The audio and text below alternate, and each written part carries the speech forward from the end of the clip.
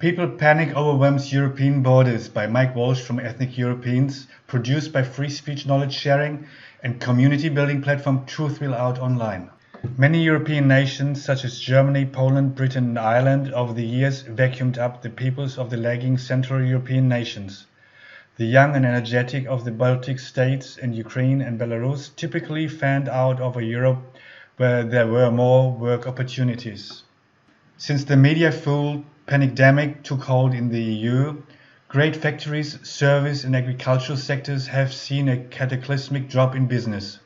Tens of thousands of once thriving businesses have been ordered to seal their doors, stop their lathes and close cash registers. Having been denied their salaries, the young in their tens of thousands are now heading back to their home countries.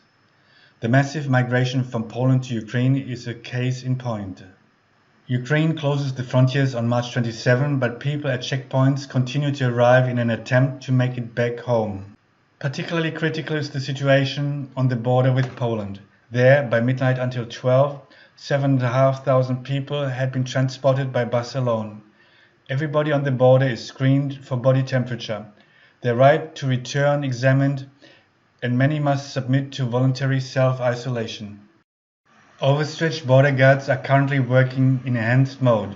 The spokesman of the State Border Guard Service, Andrei Demchenko, said this in a comment on Channel 24.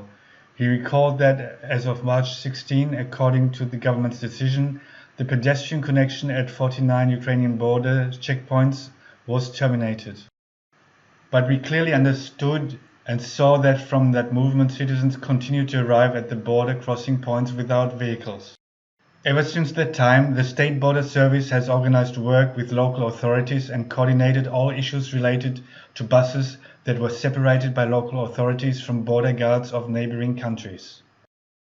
Buses took aboard their vehicles those people who arrived on foot to the border crossing, Demchenko explained.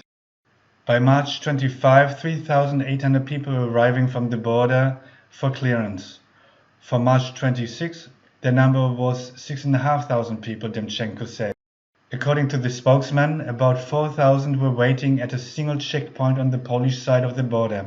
In fact, we have on the border with Poland only 3 areas where you can legally cross the border. Buses continued to be permitted entry, and from midnight were transported almost 7,500 people.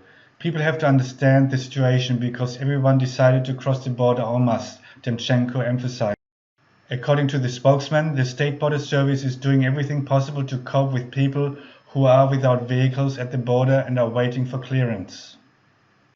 We are additionally deploying mobile facilities for our staff to work in. Inspectors are in fact working overtime and doing their best to allow all citizens to cross the border. People need to understand this, Demchenko said. In addition to border control, additional preventative measures are being taken.